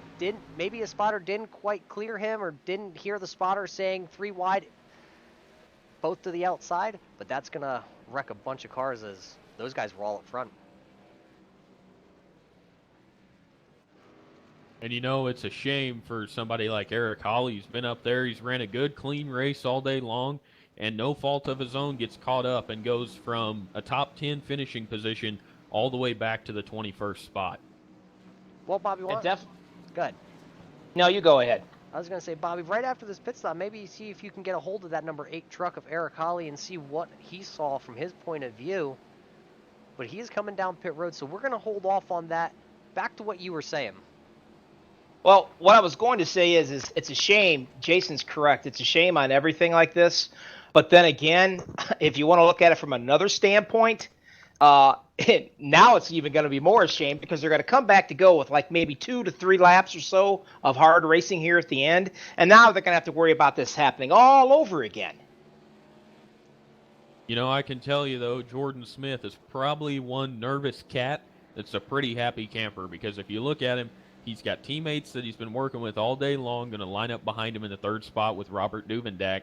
And it'll be interesting to see if Duvendak stays with him and if he tries to work together, or if Duvendak wants to go out on his own and go try and get a win in the few final laps of this race. Let me see if I can get a hold of a buddy of mine here. How about you, Eric? You got a copy? It's Bobby, Roger, and Jason in the booth. How's it going, fellas? Well, I'm going to tell you what, man. All our hearts just about dropped, and I about shed a tear for you, my friend.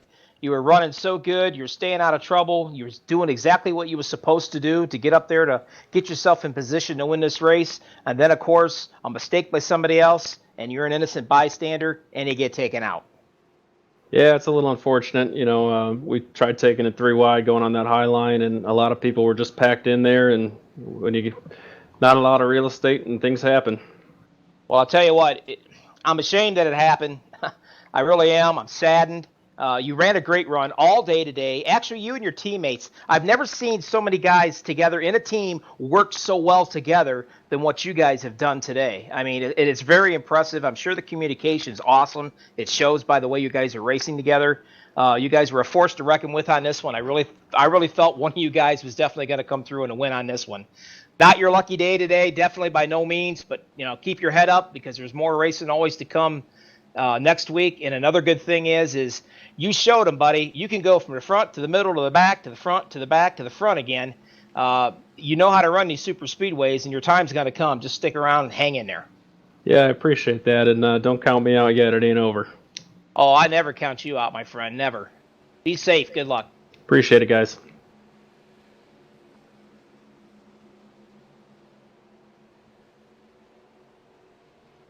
That was Eric Holly in the 8 truck. Currently, well, he was running in the top 6 when that incident happened. Now slated all the way back in the 18th position. He looks like he's got a little bit of left for damage, Bobby, but it doesn't look too bad. That front end on that truck looks like it's still going to be able to go through the air, still going to be able to definitely push somebody to the end here, but that's going to bottle a lot of things up. Jordan Smith's going to be your leader now, as we saw him out front just before that caution came out. Jamie Leach is going to be right there. He's going to start on the outside. That's going to stack the 2 teammates together. Jordan Smith, Robert Duvendak, nose to tail. But wait, there's more. Jamie Leach, who's going to start on the outside, is going to start right in front of his teammate, David Carmen. So that's going to put 2 teammates in the first 2 rows nose to tail. But the plot thickens even more. Look who's in 5th. That's correct. And to be honest with you, all these guys are friends. All these guys run together all the time. But here's the thing. I do notice there is a little bit of a damage. He does have a little damage, Eric does. But if Eric can get his way and move up there and stay some green flag racing, he might be able to get up there and help out his buddies a little bit. But watch Jeff Pogo and Jared Hagedorn on this one. I will not be surprised if you don't see those guys hook up. Well, if you notice, that was something I wanted to mention, is that Jared Hagedorn, another one of those guys, been kind of quiet all day long, not necessarily been anything crazy, and he's sitting in the 6th spot. He'll be starting in the 3rd row. Something that would concern me if I'm one of those guys that's up in the top 8 or so is that the front 3 guys on the inside row are all teammates. You know those guys are going to get hooked up and try and just get out of Dodge as fast as they can. And so that's going to be very hard to beat. It's going to be hard to pass those guys, especially if they're able to clear the rest of the field on this restart and get to the top of the racetrack. As we're talking about Jared Hagedorn in that 22, he's going to restart in the 6th position. But what I do notice on the front of that number 22 Silverado, a little bit of front end damage. They're going to have to watch and see if that dampers Jared's progress to the front here in the final couple laps here. Hey, Roger, I'm going to try to pull him up in the booth and see if you can get a word there with him and see what he thinks about his truck, how it's handling, if he's going to be all right. Jared Hagedorn, Roger Muth up in the booth. I got Bobby and Jason Young with me, too.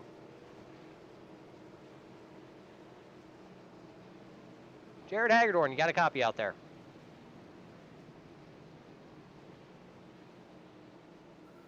Guys in the booth, I'm having some kind of problems. All right, I got you now.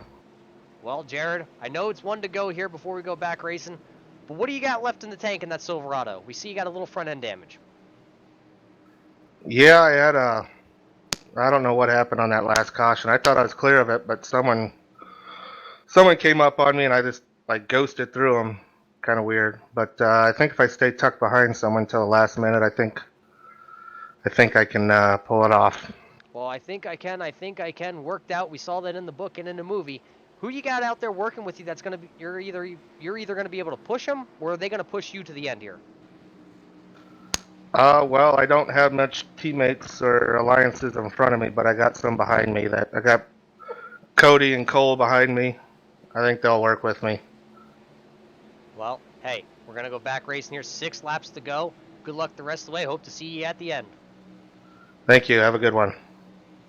That was Jared Hagedorn, the 22 truck, the Mug Club, the CRTV, as you see him drop off our screen. But, he doesn't have much help, but he's going to send it, guys. Guys, these guys are going to have 6 laps to go. With what's happened so far, I'm still picking one of the 3 that I had originally, but who are you picking to finish this thing out? Well, you can't bet against those 3 guys on the inside row, but don't sleep on that 38, the 3, those 2 teammates. They are right there, so don't sleep on them. But we're about to get these guys wound up one last time, because anything from here on out, after we get to lap 5, there will be no second chance at this. As that pace car is dipping in, Jordan Smith's going to be your control car here. See if they get formed up with the 2 teammates there on the inside lane. Those guys have been nose to tail. They've done super speedway racing a lot together, as now we're just waiting on the flag man. Jordan Smith bringing him down nice and slow. You see Robert Duvendak right underneath him. Carmen's right underneath Leach as the green flag is out. Who's going to get the better push? That 12 truck is right underneath the 25. And I can assure you, whatever the 25 does, the 12 and the 24 is going to be right there to follow. The thing that we got to worry about right now is try to get some of these laps down here towards the end of this race. And what's going to happen is, at some point, Robert Duvendak is going to have to make his move. And if he makes his move, who's Jeff Pogo going to go with? And is that number 2 of Jamie Leach right there? Is he going to try to do some blocking to screw up their strategy? As we saw the 20 of Luke Lafaro, he made the wonderful decision, the smart decision there. He pulled out a line. He knew his truck was damaged and was not going to be a factor anymore. He pulled out a line. But those 3 guys, they're still nose to tail on the bottom. They are making headway. You know those three guys are clear as now we see the 12 jump up to the top side of the racetrack. Maybe he thought there was something there. Maybe he was getting hot, but he's going to lose his spot in line as Pogo's going to come right to the back bumper of the 25 truck as the 12's going to be trying to side draft the best that he can to draw Jared Hagedorn up to the front and get him some help. But it's going to be hard to beat that 25 and the 24 down there on the inside line. And you can look, Roger, if you look right now, you've got the 7, the 38, and the 22. They work very well together. Two of them are teammates. I'm sure they're going to have something to say about this. Uh-oh, Jordan Smith went up to block the 12 because the outside lane had the run. Now he's stuck in the sucker hole as we go into turn 3. 3 wide at the front, Jordan Smith in the middle, no help. Jared Hagedorn on the outside pushing that 12 truck with the damaged front end. It's a shame for Jordan there. He went up to try and make that block, and I think he was just a little bit late, got a little squirrely, wasn't able to make it work. But if he can side draft the inside line well enough here, he can slide back up in there and try and take the lead of that line again. Because I think that's what he's going to do. He's back in front of his teammate now, and we'll see if they're able to make some hay up along the top side of this racetrack. As we see the 7 of Doug Ongari beaten off, I believe that's the number 80 truck. We haven't talked about the 80 truck very often. I believe I actually don't even have the 80 on my score. Oh, Frank DeAngelis right there, the Twinkie machine for Bobby. But they were beating and banging going through turn 1 and 2. They made it work though. As you know right now, we need to get some help up on this top line. As you can see right now, they just formed up a little bit. They got to stick it together. They got to get it nose to tail. And as you can see, the 25 right now is inches away from that number 2 of Jamie Leach. If he pulls up aside and doors him, if you would call it that, what it's going to do, it's going to make that lead line actually slow down. And they're going to be able to catch Jeff Pogo up there, and that's exactly what he's trying to do. Jeff Pogo coming to the stripe. That's now going to give us 3 to go. It's anybody's ball game, but from here on out, any caution, race over. That's one thing Jeff Pogo's praying for right now. Yellow is his favorite color. Jeff Pogo wants a yellow, but Jordan Smith fights back on that outside. He's got the 12 underneath him as the 2 is underneath the 24. Who's got more horse? He's under the bonnet. You know, Jeff Pogo, he's in trouble here now. He's got those 2 fast Chevrolets up there on the top side, and they have more help with them. He's gonna lose spots here. He can't hold that inside line, the checkup of having to turn a little sharper. He's gonna lose some spots here, but with a couple laps to go now, will he be able to build enough steam down there on the bottom to come back? As you saw the 12 of Robert Duvenbach get the 25 truck of Jordan Smith a little loose coming through that tri-oval, but no harm, no foul there as they're 1 and 2 right now. Yeah, Robert's just getting a little bit antsy up there. He's wanting to get down there in front of Jeff, and he almost cut him off, but he handled it. He wants to stay down there. Now he's saying, okay, Jeffrey, give me a push, my teammate, buddy. Push me hard. As you can see, 80 now jumps to the outside. In the middle again. 3 wide at the front. Frank DeAngelis in the sucker, or the outside with, look who this is. Tyler Dugan now out there. And it looked like somebody was going to be wrecking there at the back, but this is getting interesting. We got them 3 wide for the 3rd position. They're all trying to see what they can do. 25 is leading up the inside line, side drafting the 2 of Jamie Leach as hard as he can. 2 teammates hooked up together there in the 12 and the 24, but the 25 is a very good side drafter, and he's able to make up a little bit of time on the side drafting here. At the line, Robert Duvenbach still got the lead. I'm going to tell you, Roger, right now, buddy, a good set of twins ain't going to split up Robert Duvenbach and Jeff Pogo. They are stuck together, and they aren't going anywhere. Last lap coming out of turn 2. It's still the 12 of Robert Duvenbach. Jordan Smith on the outside being pushed by Brandon Bogo. They're only a 2-truck tandem on the outside there as we work down the backstretch. He's going to have to be very careful with his side drafting, make sure not to make any contact, but get as much air on that off the side of those trucks as he can to try and get a run off the corner. It'll be interesting as they come down into the trouble! Big wreck. There's the big one. Now what happens here is they're 3 wide for the lead. Jamie Leach to the inside of Jeff Pogo. Jamie Leach looks to have it. They're beating and banging. Oh no! Big crash out for the lead. Win this race. That is definitely going to shake things up as I'm getting scoring timing. Jamie Leach is going to be your winner. Jeff Pogo, though, with a big crash up here. Let's take it back about 40 seconds, see if we can dissect the end of this race. Wow, what a finish. We had guys on the lids, guys flipping over, guys just sideways coming across the finish line there. What a finish. Let's take it back. We see right there Jordan Smith just hooks the 12. That's going to bunch a bunch of them up as we see the 2 of Jamie Leach jump to the inside there. That puts him 3 wide. Jamie Leach and Jeff Pogo start beating and banging as you see more guys going around. And that just, it just collects a lot of guys here at the start-finish line. You know, something I'm looking at is the guys that were first and second going into turns 3 and 4, which was the 12 and the 25, went from first and second to 20th and 21st position in the last 1,500 feet of this race. That's what's at stake in the super speedway racing and drafting. You lose a ton of time just by small mistakes like that. As we work into turn, as we're watching this back, we went back about a lap here. As we see the 12 just gets hooked by that 25 there. He was in control of the race coming out of 4 and just got turned around. And then Jordan Smith got into the 42 of Tyler Dugan right at the tri-oval. That turned them around. And then you got Jeff Pogo and Brandon Bogo going around. Collects Eric Hawley, Steve Holmes. Bunch of guys right at the start-finish line. The 80 of DeAngelis involved. 95 of Scandarito involved. The 14 of Jeffrey Price involved. Doug Ungari also involved. A lot of guys. I'm going to say about 90% of the field, unfortunately, after this great race, wadded up at the finish line. And look at who came back into that 4th position. That's the number correct. 8 of Eric Hawley from all the way back in. I think he was 22nd at the time of that restart, and he finishes 4th, all because of that final lap. All right. Well, we're going to step away for just a moment here. We're going to take a quick commercial as we get these guys up here in the booth, and we are going to be right back with you.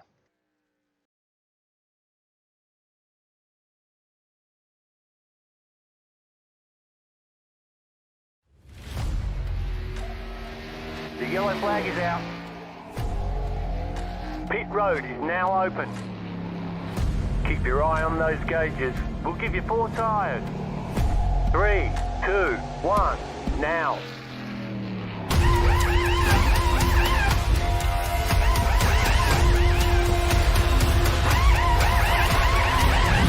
We're done. Get going.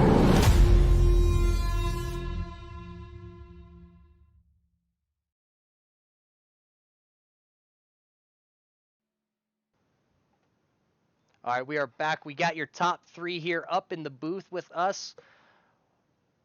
Go ahead, Jason. Let's see if you can get a hold of David. Hey, David Carmen, this is Jason Young in the booth. That was a solid race you ran there, come home with a 3rd-place finish. How do you feel after a race like that? Oh, it was great, man. I just try to lay back and keep it clean for the whole race. So that last lap was pretty chaotic. Were you able to, how did that look from your vantage point? Was it just as chaotic as it looked from the outside, or did you kind of have a pretty good, easy way through all that?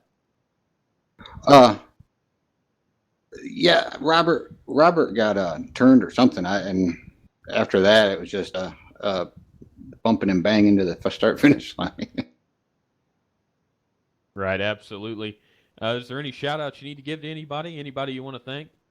I want to congratulate my team, man. We got 1, 2, 3 today. So shout out to them. And thanks to everyone here at USRA. Well, that was a great race. Good job on your 3rd-place finish tonight. Thanks, sir. How about you, Dennis Carmen, Bobby, Roger, and Jason in the booth? You got me? Yeah, I got you, Bobby. Hey, I got to tell you, pal, how in the world did you pull that one off? You know, I'm not really sure. I messed up going in the pits, as you guys know, and I didn't go a lap down, thank God. I did get penalized while I was in the pits. They held me, but I got out on the lead lap, and I guess I just worked my way up the inside coming in. Everybody wanted to go outside, and if you stayed on the inside, you could move up. You just had to be patient. That's the truth. And I did notice you and your teammates, you were very, very patient. I'm going to assume you kind of knew that something bad was going to happen here toward the very end of this race, and you wanted to be in position, hopefully, where you're not involved. And it seems like today it's exactly how it worked out for you. Yeah, that's true. They were beating and banging up in front of me there. 3 wide for the lead, I don't know what, 2, 3 lines back. And they were beating and banging pretty good. Well, hey, while we're out here on the broadcast, is there anybody that you want to thank or whatever for allowing you to set your butt and race for the last hour and a half on a computer? Absolutely. The league, USRA, awesome, awesome league, awesome people in the league, great drivers, unbelievable drivers, and even the broadcasters are almost okay. All right, I'll send you the money later for saying that. Hey, look, congratulations, you and your team. Good luck, and we'll see you next week, and hope that momentum keeps on going with you. All right, guys, thanks a lot. Now it's that time that everybody's been waiting for. We've talked about him for weeks. Unfortunately, he hasn't been able to put it in victory lane, but today was the day. Jamie Leach, do you got a copy? Yes, sir. Jamie, first off, congratulations, man. Long time coming for you over here at USRA. How did you do it? We talked to you there at the end, and you were gonna send it. Yeah, I was gonna try to send it, and it ended up working out for me in the end. The last lap was a little dicey. I saw a spot open on the inside and stuck my nose in and put my foot down. So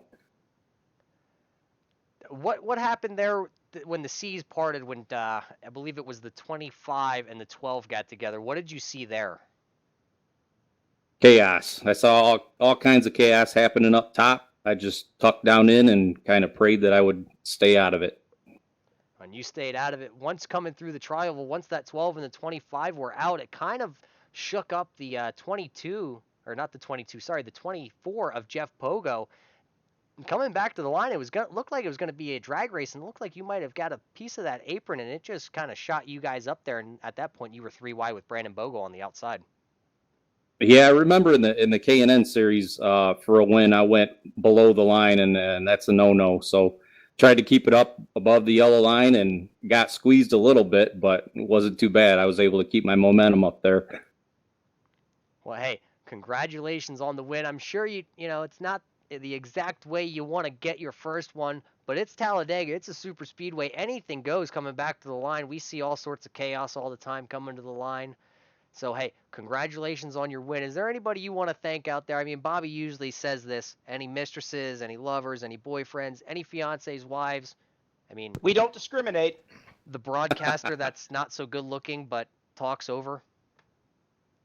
Yeah, I'd like to thank you guys, for doing the broadcast. You do a bang-up job, as always. I'd like to thank USRA. This is a great league.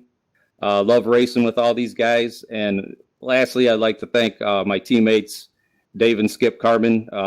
We're usually really strong at the super speedways, and we kind of showed it tonight. So, well, absolutely. Congratulations to the team over here: Jamie Leach, Skip Carmen, David Carmen. Top 3 for those guys. Great job. Thank you, sir. I appreciate it. Well, Roger, this race was anything but boring. Jason, I'm going to have to say the top line was working really well for these teammates out here. Everybody had a plan. Everybody tried to execute a plan, but as you know as well as I do, those big ones, it always seems to put just a little bit of a factor in it. Well, while we're talking about the finish line and everything, let's get over here and see if we can get through this finishing order. I know it's a little bit jumbled up with the way things came across the across the line there at the end, as we saw guys on their lid flipping over, spinning out. But I'm going to run you through your first 10 here if I can. Your winner here tonight is going to be Jamie Leach in the 2 truck. Coming home in second is his teammate Skip Carmen, and then there's another Carmen, David, the teammate. He came home in third. Eric Holly rebounded to come home in fourth. Steve Holmes there in the 18 truck. We didn't see much of him, but a top 5 finish. That's a solid finish here. Jared Hagedorn in that 22 truck. He's going to bring it home 6th. We saw him with a bunch of front end damage, but still a great finish for him. The unfortunate guy in this circumstance, Jeff Pogo. Jeff Pogo was out front with 2 football fields to go. Unfortunately, he's going to bring it home 7th. Randy Axner. Didn't talk much about Randy, but Randy's going to come home in the 8th position. Brandon Bogo, we saw him 3 wide coming through the tri-oval. 9th place is all that 78 truck's going to muster. And the 88 of Jarrett Reichert, we saw him involved in one of those wrecks early on. 10th place. Not bad for Jared Reichert. And I'm sorry, I got to apologize. I have overlay issues right now. It's not clicking for me, but take it away, Bobby. Looks like the 11th place we had the 14 of Jeffrey Price out of Mid-South. 12th, Frank DeAngelis driving the 80. 13th position, Joe Millen. 14th, 95 of Darren Scandinaro.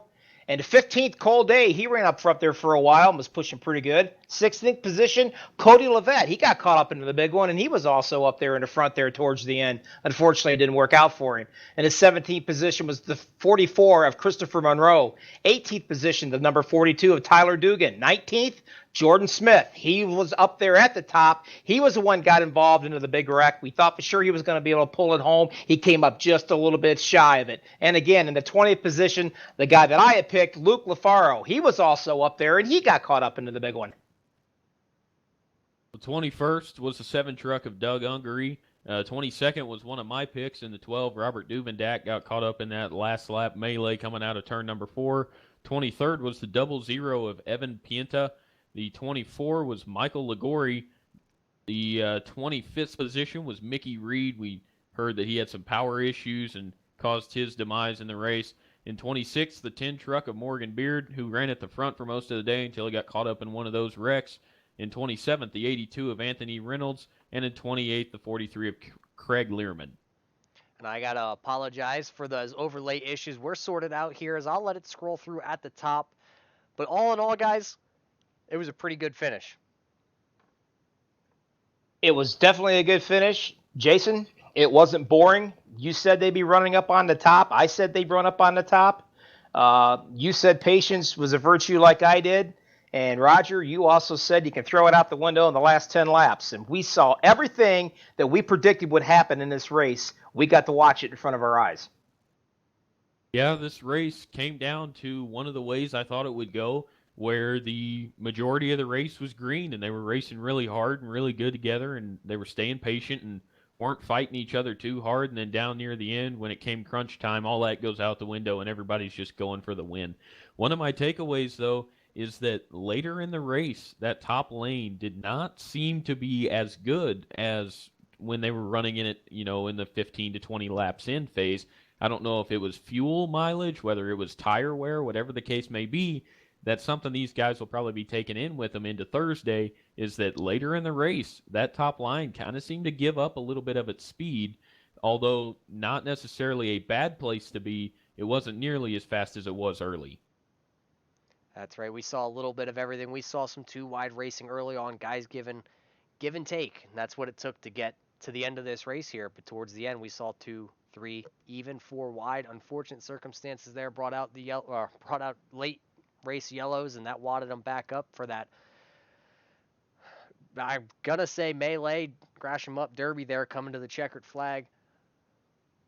But all in all, it was a great race. Jamie Leach is going to come out of here with a win. I'm still kind of tongue-tied. I'm sorry about that. But this was the USRA. This was the TNT Truck Series. These guys do have an Xfinity Series over on Thursday night. You can catch those guys over here on MaxSpeedTV. That's going to be broadcasted not by myself, Bobby Johnson, or Jason Young over here, but that's going to be broadcasted by the man himself, Rudy Cummings. You guys can catch that Thursday night over here. Watch them guys wind them up again on the high banks here at Talladega. But that's going to do it for us over here. We're going to have to cut out here. Any last words, guys? Hey, Jason, I had fun with you, buddy. I think we watched a really good race today. And to be honest with you guys, I'm going to toot our horns a little bit. I think we commentated this pretty good because there was a lot of action. I have to agree, Bobby. I had a lot of fun being able to join you guys in here tonight. I'll have to see if I can do it again a little bit down the road. But it was a great race tonight. Had a little bit of everything, had some big wrecks and some fast racing. And I'm excited to see how the rest of the racing goes this season in the trucks. They've been running pretty good together, and I'm excited for them. Absolutely. Thanks again, Jason Young. Last minute ad here for the Super Speedway. We appreciate you coming up here in the booth with Bobby and myself. Bobby, wonderful job, even though I'm better looking than you. But hey, that's going to be it for the three of us over here at MaxSpeedTV. You just watched the USRA TNT Truck Series. We're going to sign off. We're going to catch you next week, knuckleheads. See ya.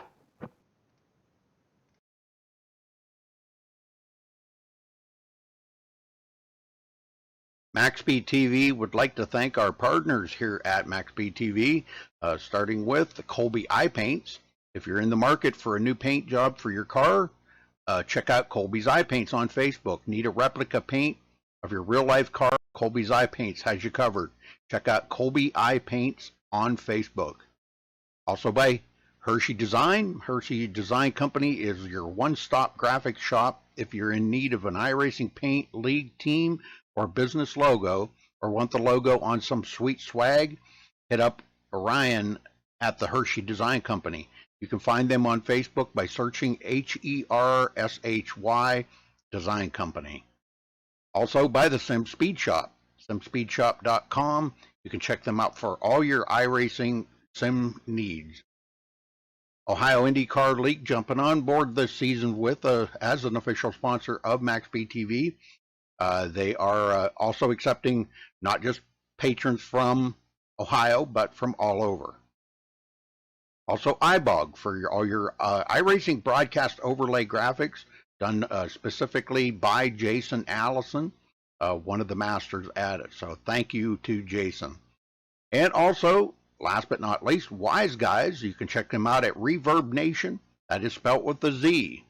So check them out on Reverb Nation. We would like to thank all of the sponsors at MaxSpeedTV and partners.